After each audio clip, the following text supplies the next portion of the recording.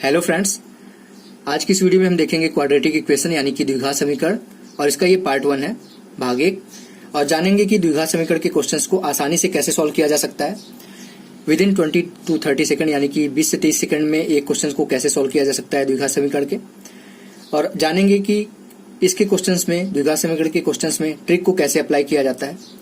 तो चलिए दोस्तों, पढ़ना शुरू करते हैं।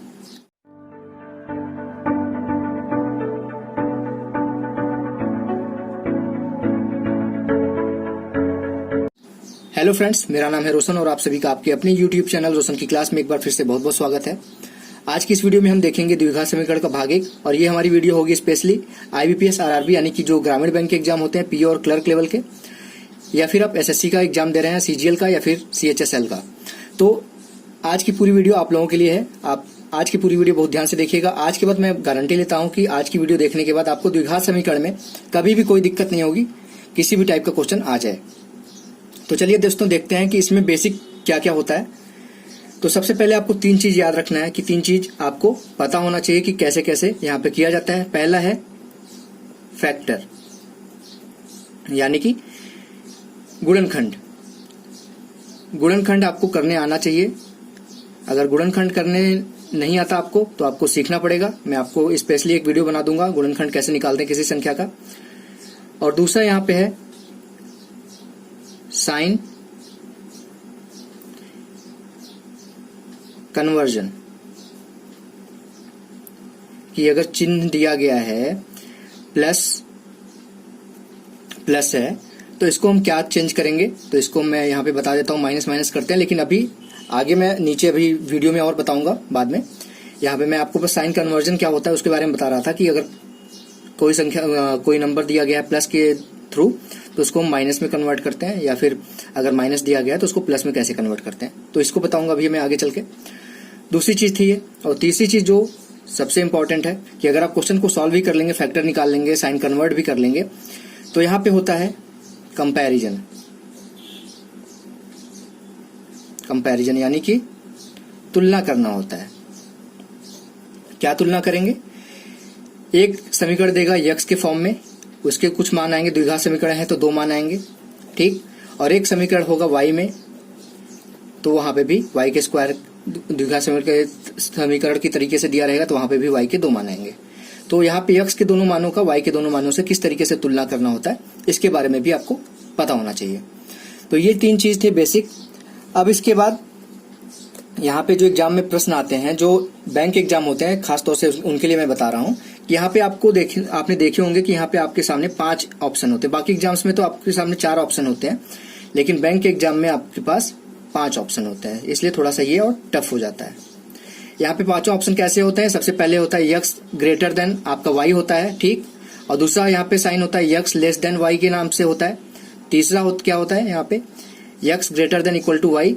और चौथा होता है x less than equal to y. और 5वां होता है यक्स बराबर वाई, या फिर यहाँ पे CND भी लिखा रहता है, कैन नॉट डिटरमाइन, या फिर संबंध स्थापित नहीं किया जा सकता, ठीक है। संबंध स्थापित नहीं हो सकता, ठीक है। ये चीजें आप ध्यान दीजिएगा कि इस तरीके से 5 ऑप्शन आते हैं।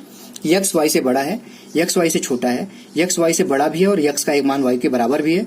और चौथा ऑप्शन है यक्स वाई से छोटा और यक्स का एक मान वाई से बराबर है। और यहाँ पे 5वां ऑप्शन होता है कैन नॉट बी डिटरमाइन। तो इसको ध्यान दीजिएगा। इसके बाद क्या होता है कि इसमें आपके पास मैं एग्जाम्पल लेके दिखा दूं, तो इसमें जो आपको याद करने वाली चीज है इस पूरे चैप्टर में, आपको यही चीज याद करने वाली है कि यहाँ पे 5 तरीके के यहाँ पे समीकरण बनते हैं, 4 तरीके के। एक से ax square plus bx plus c। द्विघात समीकरण का जो फॉर्मेट होता है वो इसी तरीके का होता है ना, सभी को पता होगा, बराबर 0। एक तरीका ये हो गया जहां पे ये b के साथ भी प्लस होता है और c के साथ भी प्लस होता है। दूसरा समीकरण होता है यहाँ पे ax square plus bx minus c बराबर 0। यहाँ पे b प्लस होता है लेकिन c माइनस होता है, ठीक। तीसरा क्या होता है? ax square minus bx plus c बराबर 0। यहाँ पे b माइनस होता है, c प्लस होता है। और चौथा क्या होता है? ax square minus B X minus C बराबर 0। यहाँ पे सी भी माइनस होता है और बी भी माइनस होता है। तो इन अगर इस तरीके से आपको समीकरण चारों इससे अलावा और कोई भी तरीके का समीकरण आपको नहीं मिलेगा। यही दोनों साइन आपको चारों साइन इस तरीके से मिलेगा। अगर इसको हम चार्ट फॉर्म में देखना चाहें तो यहाँ पे देखिए प्लस प्लस है, तो इसको लिख लीजिए प्लस प्लस अगर होगा समीकरण में तो उसके जो गुणनखंड होंगे वो आएंगे हमेशा माइनस माइनस। अगर दोनों साइन प्लस में है तो उसके दोनों गुणनखंड माइनस में होंगे। उसके बाद अगर पहला माइनस है दूसरा प्लस है तो दोनों गुणनखंड प्लस में आएंगे। ये ध्यान भी दीजिएगा, यही चीज आपको याद करना है। पहला प्लस होगा दूसरा माइनस में होगा तो माइनस और प्लस होगा। अगर दोनों माइनस में होंगे तो क्या होगा, पहला प्लस में होगा दूसरा माइनस में होगा। तो आपको द्विघात समीकरण में जो याद करने वाली चीज है वो इतनी है, इसको आप समझ लीजिए चाहे याद कर लीजिए। आपको ये याद करना ही होगा अगर आप क्वेश्चन को जल्दी सॉल्व करना चाहते हैं। जब दोनों प्लस में होंगे तो उसके दोनों गुणनखंड माइनस में होंगे। जब पहला माइनस में होगा दूसरा प्लस में होगा, यानी कि बी का जो कोफिशिएंट है वहां पे वो माइनस फॉर्म में लिखा गया और सी का प्लस में है तो दोनों प्लस में होंगे। तीसरा, बी का कोफिशिएंट प्लस में है सी का माइनस में है तो वो दोनों, पहला माइनस में होगा दूसरा प्लस में होगा। अगर दोनों माइनस में है तो पहला प्लस में होगा दूसरा माइनस में होगा। ये अगर याद हो जाएगा आपको तो देखेंगे आगे आने वाले क्वेश्चंस में आप कितनी आसानी से कितनी जल्दी क्वेश्चंस को सॉल्व कर सकते हैं। तो इस चीज को इंपॉर्टेंट है ये, ठीक। इस चीज को आप याद करिए, इसको समझिए, 10 बार क्वेश्चन को सॉल्व करिए, उसमें ट्रिक लगा के देखिए। ट्रिक तभी लगता है जब आप इसको घर पे अप्लाई करिए कम से कम 10 से 20 बार। ऐसा नहीं है कि आप ट्रिक पढ़ लीजिए और डायरेक्ट एग्जाम में जाके अप्लाई करना चाहेंगे तो वो अप्लाई नहीं होता, आप भूल जाएंगे उन सब चीजों को। आप ट्रिक अप्लाई करना चाहेंगे तो आपका और ज्यादा समय ले लेगा और गलत क्वेश्चन करके चले आएंगे। तो ट्रिक सीख रहे हैं अगर तो उसको घर पे अप्लाई करिए, क्वेश्चंस में लगा के देखिए कि लग रहा है ट्रिक कि नहीं लग रहा है, कहाँ पे दिक्कत हो रही है कहाँ पे दिक्कत नहीं हो रही है। तो ये था, आपको याद करना इतनी चीज। इसके बाद देखते हैं, चलिए दोस्तों, पहला क्वेश्चन कैसे सॉल्व किया जा सकता है द्विघात समीकरण का। अब यहाँ पे देखिए दोस्तों, पहला क्वेश्चन है, दो समीकरण दिया रहता है क्वाड्रेटिक इक्वेशन में। ज्यादातर इसी तरीके के क्वेश्चंस आपके एग्जाम में देखने को मिलेंगे आपको। पहला एक समीकरण जो रहता है वो एक्स स्क्वायर के फॉर्म में रहता है और दूसरा जो रहता है वो वाई स्क्वायर के फॉर्म में रहता है। यानी कि यहाँ पे एक्स, पहले वाले समीकरण, इसको अगर हम पहला समीकरण मान लेते हैं और इसको दूसरा मान लेते हैं तो पहले समीकरण को अगर सॉल्व करेंगे तो एक्स के दो यहाँ पे फैक्टर आएंगे, यानी कि एक्स के दो गुणनखंड आएंगे, और दूसरा जब सॉल्व करेंगे तो वाई के दो गुणनखंड आएंगे। ये क्यों होता है, क्योंकि ये घात जो 2 है ये दर्शाता है कि यक्स के कितने यहाँ पे गुणनखंड होंगे।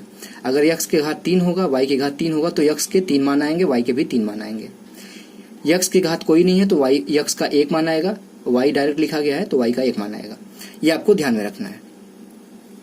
अब इसको मैं बेसिक तरीके से कैसे सॉल्व करूंगा, स्टेप बाय स्टेप देखिएगा। X square minus 7x plus 10 बराबर 0।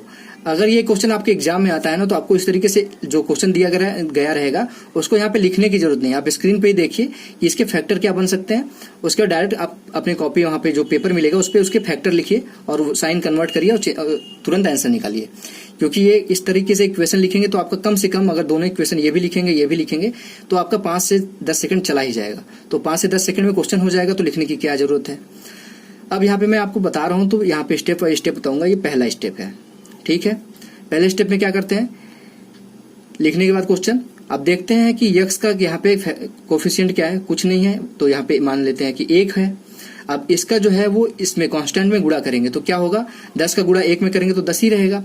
अब आपको जो बीच में दिया गया बी का जो कोफिशिएंट है, यहाँ पे ax square plus B X plus C अगर लिखा है तो उस फॉर्म में अगर देखेंगे तो बी का जो यहाँ पे बी की जगह पे है वो है 7। अब 7 को किस तरीके से तोड़ें कि वो 10 हो जाए। 7 को के दो गुणनखंड ऐसे करिए कि वो गुणा होने पे 10 हो जाए और जोड़ने पे -7 रहे, ठीक। तो देखेंगे कि यहाँ पे क्या होगा, एक हो जाएगा -5 और एक हो जाएगा -2। -5 और -2 मिलके -7 हो जाएंगे और जब इन दोनों का गुणा करेंगे, दोनों को जोड़ने पे तो -7 आ जाएगा, लेकिन दोनों का गुणा करेंगे -5 और -2 का तो आपका देखेंगे माइनस माइनस से प्लस हो जाएगा और 5 गुणे 2 तो 10 आ जाएगा। तो इससे हमको ये पता चला कि 10 बनाने के लिए हमको 7 अगर दिया गया है तो उसके दो गुणनखंड होंगे -5 और -2। अब क्या करना होता है दूसरे स्टेप में, दूसरे स्टेप में हमको इनका साइन चेंज करना होता है। अगर माइनस आया है तो इसको हमको प्लस करना है, यहाँ भी माइनस आया है तो इसको हमको प्लस करना है, ठीक। और ये हो गया दोनों यक्स के फैक्टर, ठीक, यक्स के फैक्टर। अगर यहाँ पे x का कोई कोफिशिएंट होता यानी कि 2 होता या 3 होता, कुछ भी होता, 1 था तो यहाँ पे 1 से भाग देंगे तो कोई मतलब नहीं निकलेगा। अगर यहाँ पे मान लीजिए 2 होता तो यहाँ पे हम 5/2 करते, 2/2 करते। जो भी आएगा थर्ड स्टेप में क्या करते हैं, आपको थर्ड स्टेप ही बता देता हूँ। थर्ड स्टेप में जो x का जो यहाँ पे x स्क्वायर का जो कोफिशिएंट होगा, x स्क्वायर का कोफिशिएंट मतलब x स्क्वायर के साथ जो भी नंबर होगा उससे यहाँ पे भाग देते हैं, भाग देते हैं।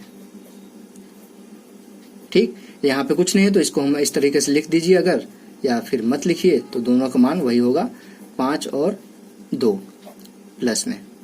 ठीक, ये हो गए x के मान। ये मैं समझा रहा हूँ इसलिए इतना टाइम लगा रहा हूँ पहले क्वेश्चन में, इसके बाद इतना टाइम नहीं लगाऊंगा।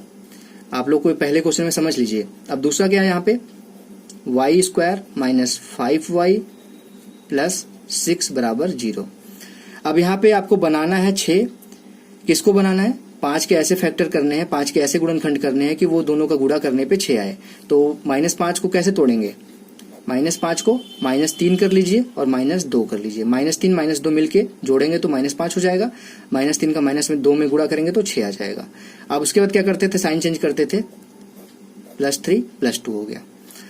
अब इसके बाद क्या करते थे, y का जो कोफिशिएंट होगा उससे भाग दे देंगे, लेकिन यहाँ पे भी y का कोफिशिएंट 1 है। आगे वाले क्वेश्चंस में देख लेंगे उस तरीके के क्वेश्चन भी, लेकिन यहाँ पे 1 ही है तो 1 से भाग देने पे कोई मतलब नहीं है। तो यहाँ पे हो जाएगा y का वैल्यू, y की वैल्यू आई है 3 और 2, और x की वैल्यू क्या आई है 5 और 2।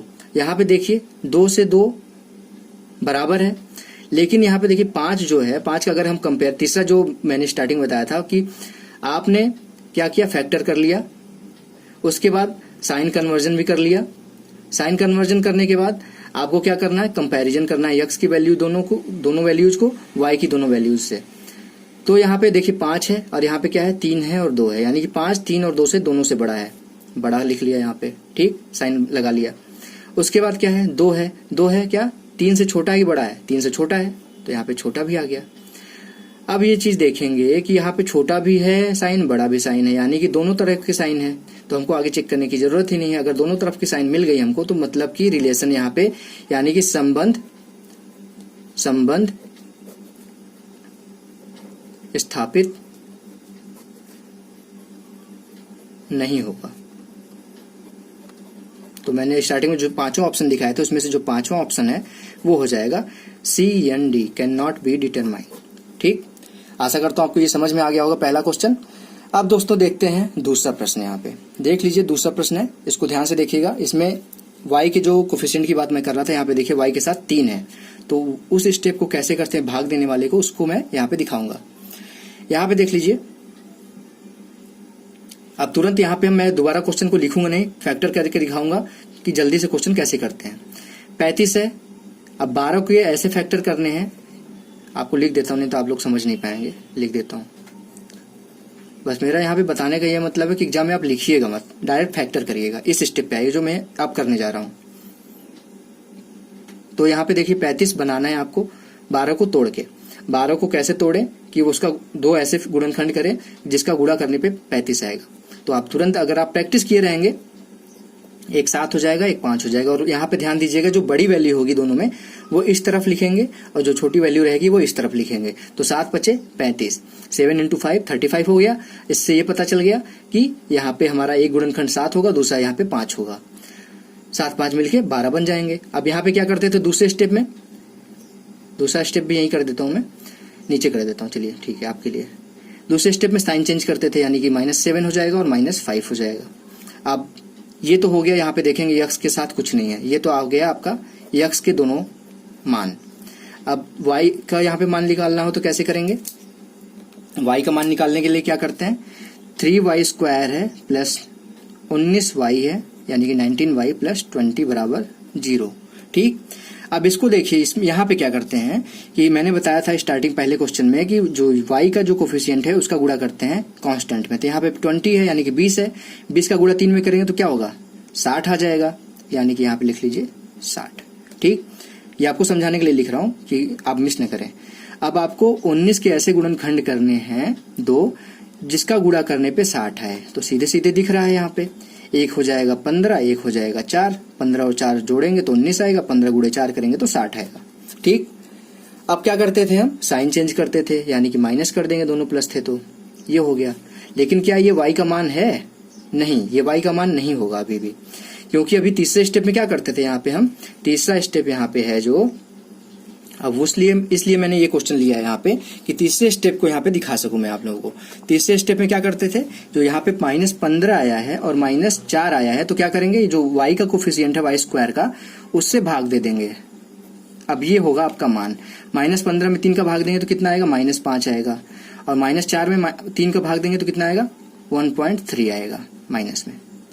तो ये हो गया आपका, देखिए यहाँ पे -5 और -1.3, और यहाँ पे क्या है, -5 और -7। तो यहाँ पे सभी को पता होगा एक चीज कि अगर यहाँ पे मैं पूछूं आपसे कि 3 और 2 में कौन बड़ा है, तो सभी लोग बता देंगे ये बड़ा है 3 2 से।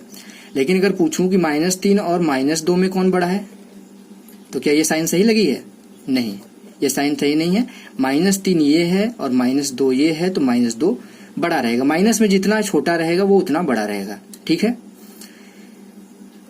ये हो गया आपको समझाने के लिए, इसलिए मैंने बताया क्योंकि यहाँ पे माइनस कंपेयर हो रहा है। यहाँ पे -7 है, -7 इन दोनों से छोटा है, ठीक है, -5 से और -1.3 से।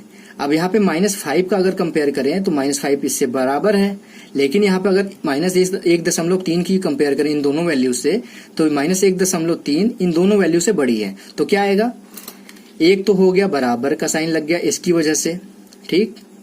अब उसके बाद ये जो है इसकी वजह से क्या हो रहा है, बड़ा हो रहा है। यहाँ पे इस साइड x था, इस साइड y था, तो यहाँ पे अगर दोनों को हम मिला दें दोनों साइन को, तो क्या हो जाएगा, x < y। ये हो जाएगा आपका दूसरे क्वेश्चन का आंसर। आशा करता हूँ आपको समझ में आ गया होगा कैसे कंपेयर करते हैं, कैसे साइन चेंज करते हैं और कैसे फैक्टर करते हैं। तो ये था दूसरा क्वेश्चन। अब देखते हैं तीसरा क्वेश्चन, जो आपके ट्रिक, जो अभी स्टार्टिंग में मैंने प्लस माइनस वाली साइन याद करने के लिए बताया था, उस ट्रिक पे आधारित है कि जल्दी क्वेश्चंस को 5 से 10 सेकंड के अंदर कैसे सॉल्व करते हैं द्विघात समीकरण के। तो चलिए दोस्तों देख लेते हैं उस ट्रिक को भी। अब दोस्तों देख लीजिए तीसरा प्रश्न है यहाँ पे मैंने क्या बताया था कि यहाँ पे मैंने लिख दिया आपको याद करने के लिए कि आप मिस ना करें अगर आपको याद नहीं अभी तो। माइनस मैंने जब बताया था तो उसके मैंने 2 फैक्टर क्या बताए थे कि x² के दोनों फैक्टर कौन कौन से आएंगे, एक प्लस आएगा एक माइनस आएगा। अब उसके बाद क्या बताया था, एक मैंने बताया था प्लस माइनस अगर हुए साइन तो क्या आएंगे उसके दोनों फैक्टर, माइनस और प्लस आएंगे, ठीक। उसको याद हो जाने में थोड़ा टाइम लगेगा, आप प्रैक्टिस करेंगे 5-10 क्वेश्चन तो आपको याद भी हो जाएगा। बस यहाँ पे मैं आपको करा रहा हूँ, तो आपको मैं ट्रिक जो बता रहा था देख लीजिए। यहाँ पे x के 2 मान आ गए, एक प्लस में आया है एक माइनस में आया है, और दूसरा y के भी 2 मान आए हैं, एक माइनस में आया एक प्लस में आया है। तो क्या इस क्वेश्चन को सॉल्व करने की जरूरत है? आपके एग्जाम में अगर 5 क्वेश्चन आएंगे तो उसमें एक आध क्वेश्चन ऐसे जरूर मिलेंगे आपको। तो वहां पे क्या करना है, सिर्फ 2 सेकंड लगेगा, आपको साइन देखना है, इस तरीके से है। तो इसका कंपेयर करें तो क्या होगा, इसका जो प्लस है इसके माइनस से बड़ा होगा, और जो इसका प्लस है वो इसके माइनस से बड़ा होगा। तो एक बार इसका प्लस बड़ा है, एक बार इसका प्लस बड़ा है, तो क्या कभी रिलेशन इसमें बन सकता है? इसका तुरंत आंसर लगाइए आप, CND यानी कि कैन नॉट बी डिटरमाइन, यानी कि संबंध स्थापित नहीं किया जा सकता। और आगे चलिए, आप वहां पे एग्जाम में क्वेश्चन को सॉल्व करके आप अपना टाइम बर्बाद मत करिए, तुरंत इस क्वेश्चन को देखिए। अगर इस तरीके से ट्रिक पे आधारित प्रश्न है तो तुरंत ट्रिक से आंसर लगाइए और आगे चलिए। आपको वहां आंसर नहीं दिखाना कि x का क्या माना है, y का क्या माना है, आपको बस आंसर लगाना है कि सही आंसर कि नहीं आंसर सही है। क्वाड्रेटिक इक्वेशन सॉल्व करने जाएंगे तो आप तो सॉल्व कर ही लेंगे। 88 बनाना है आपको -3 को तोड़ के, तो किसी न किसी तरीके से तो बना ही लेंगे आप, ठीक है। लेकिन यहाँ पे आपको अगर दिख रहा है कि यहाँ पे ट्रिक फॉलो कर रहा है तो उसको आप 2 सेकंड में अगर लगा सकते हैं आंसर, तो 10 से 15 सेकंड क्यों लगाएंगे उस क्वेश्चन में? अगला क्वेश्चन करिए बचा के प्रश्नों को टाइम। तो ये था तरीका। यहाँ पे मैंने इसलिए इस क्वेश्चन को रखा कि यहाँ पे मैं बताना चाह रहा था कि कैसे CND आएगा, और यहाँ पे जो ट्रिक मैंने स्टार्टिंग में बताया था साइन याद करने के लिए, वो कैसे लगता है। तो उसको साइन को देख लीजिए, याद करेंगे आप तो आपका समय जरूर बचेगा, ठीक। अब एक क्वेश्चन और दिखा देता हूँ जहाँ पे ट्रिक लगता है, जहाँ पे साइन आपको चेक, इसके x और y के मान चेक नहीं करने होते, आपको डायरेक्ट आंसर टिक करना होता है। तो यहाँ पे देख लीजिए क्या लिखा है। यहाँ पे लिखा है x में क्या है, एक माइनस है एक प्लस है, ठीक। माइनस प्लस होता है तो क्या आता है, दोनों मान प्लस आते हैं। याद हो जाएंगे आपको, मैं बता रहा हूँ, अगर थोड़े से प्रैक्टिस कर लेंगे तो आपको याद हो जाएंगे। और प्लस प्लस था तो क्या बताया था मैंने, दोनों आएंगे इसके मान माइनस माइनस, ठीक। जब ये दोनों प्लस आए ये दोनों माइनस आए हैं, तो यहाँ पे भी क्या कोई सॉल्व करने की जरूरत है कि x का क्या मान आएगा, y का क्या मान आएगा, दोनों? कोई जरूरत नहीं, कुछ भी मान है। x के दोनों मान प्लस में है, y के दोनों मान माइनस में है, तो जाहिर सी बात है कि x का जो भी मान आएगा प्लस में रहेगा तो y के मान से तो बड़ा ही रहेगा ना। तो ये हो जाएगा ट्रिक। अगर आपको साइन याद है तो आपके क्वेश्चंस में आपके समय बचेंगे जरूर। लोग कहते हैं कि 80 में से 75 नंबर कैसे आ जाते हैं लोगों के, 80 में से 80 क्वेश्चन कैसे कोई कर लेता है 45 मिनट में। तो वो इसी तरीके से करते हैं, वो ट्रिक अप्लाई करते हैं। लोग पढ़ तो लेते हैं ट्रिक को, लेकिन अप्लाई नहीं करते। जब तक आप ट्रिक को पढ़ने के बाद अप्लाई नहीं करेंगे, उसका फायदा क्या वो पढ़ने का। और अप्लाई तभी कर पाएंगे आप जब प्रैक्टिस आपकी घर पे होगी तभी। ये नहीं कि आप पढ़ के जाए और डायरेक्ट एग्जाम में अप्लाई करेंगे, तो वहां पे अप्लाई करते करते आप डिस्क्वालीफाई हो जाएंगे और घर आ जाएंगे वापस। ठीक है, ये मैंने बताया कि दोनों क्वेश्चन, तीसरा और चौथा, कि यहाँ पे ट्रिक कैसे लगता है। अब दोस्तों देखते हैं पांचवा क्वेश्चन कैसे सॉल्व करेंगे। अब यहाँ पे देखिए दोस्तों, पांचवा क्वेश्चन है।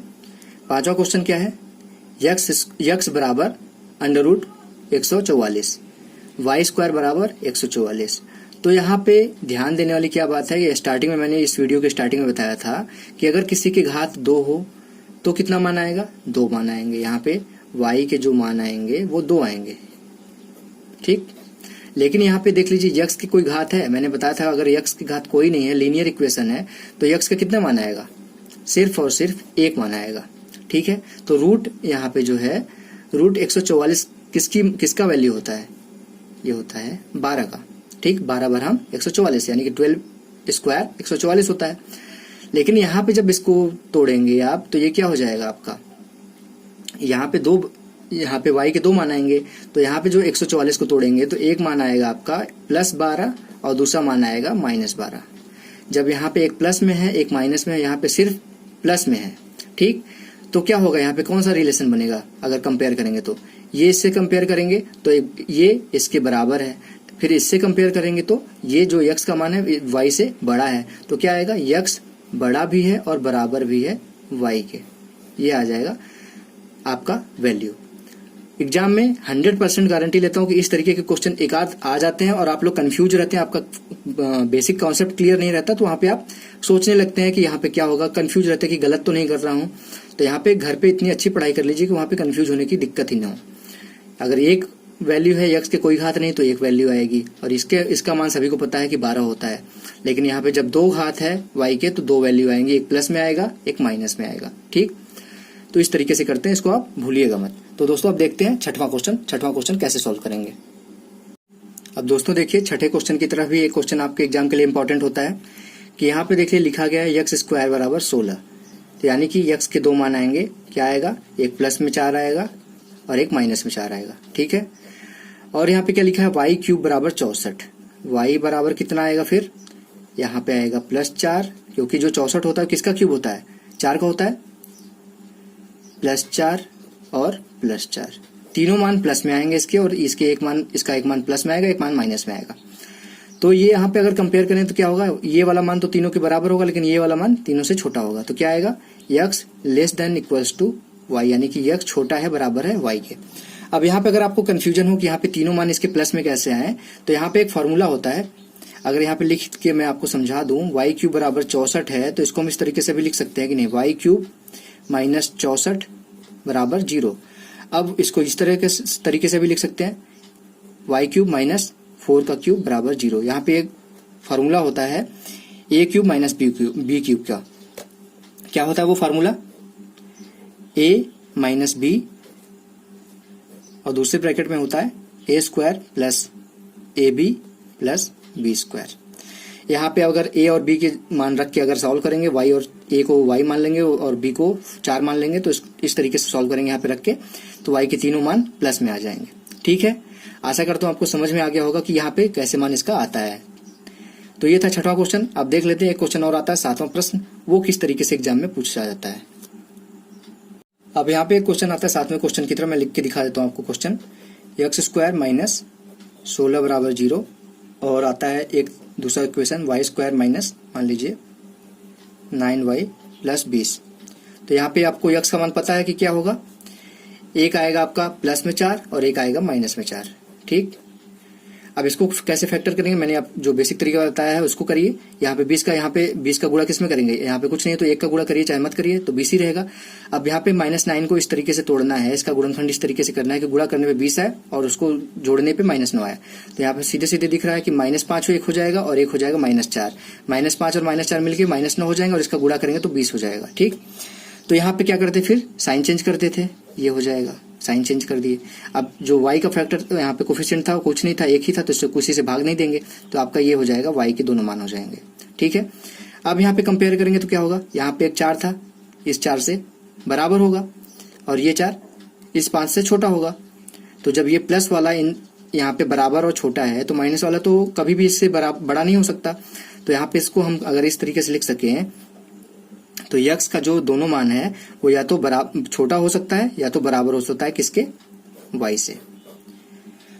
तो ये था 7वें तरीके का क्वेश्चन। आज के वीडियो में इतना ही। आज मैंने आप लोगों को 7 तरीके के क्वेश्चंस दिखाए और ट्रिक दिखाया कि अगर आपको याद है, थोड़ा सा मेहनत करते हैं आप क्वेश्चंस को बनाने में, आपको जिन चीज की जरूरत पड़ती है उसको अगर आप याद कर लेते हैं तो कितनी जल्दी क्वेश्चंस हो सकते हैं। तो स्टार्टिंग में मैंने जो साइन कन्वर्जन बताया था, साइन कैसे याद करते हैं, प्लस है तो क्या होगा, माइनस है तो क्या होगा, वो सारी चीजें अगर याद कर लेते हैं तो आपके क्वेश्चन बहुत जल्दी हो जाएंगे एग्जाम्स में। तो दोस्तों मिलते हैं नेक्स्ट वीडियो में, तब तक के लिए आप लोगों को बहुत बहुत धन्यवाद। और अगर आप लोगों को आज की वीडियो पसंद आई हो तो प्लीज इस वीडियो को लाइक कर दीजिएगा, और अगर अभी तक रोशन की क्लास यूट्यूब चैनल को सब्सक्राइब नहीं किया तो नीचे लाल कलर का सब्सक्राइब बटन होगा, उस पर क्लिक करके सब्सक्राइब कर लीजिएगा और साथ ही साथ बेल आइकन को भी दबा दीजिएगा। तो दोस्तों मिलते हैं नेक्स्ट वीडियो में, तब तक के लिए आप लोगों का बहुत बहुत धन्यवाद। जय हिंद, वंदे मातरम।